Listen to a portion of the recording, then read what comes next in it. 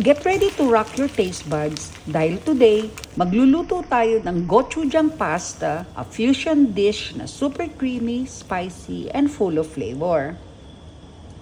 Gumamit ako dito ng spaghetti, but pwede rin ng penne, fettuccine, or linguine. Lutuin lang according to package directions, drain well, and set aside some of the pasta water. In a wide pan over medium heat, lutuin ang bacon until it begins to render fat. Bawasan ng konti ang mantika if you like, and then add the onions. Saute until softened at isunod ang green onions. Continue to saute for a few more minutes until the onions are fragrant and the bacon is crisp. Add kimchi and cook until the excess liquid is mostly absorbed.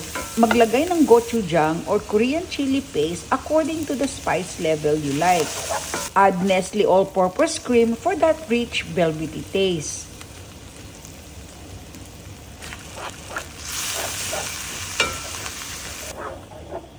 Season with pepper to taste. Ibuhos ang pasta water to loosen the sauce and stir to distribute. Sprinkle the Parmesan cheese for an umami boost. Tikman at adjust ang timpla with salt to taste. So good.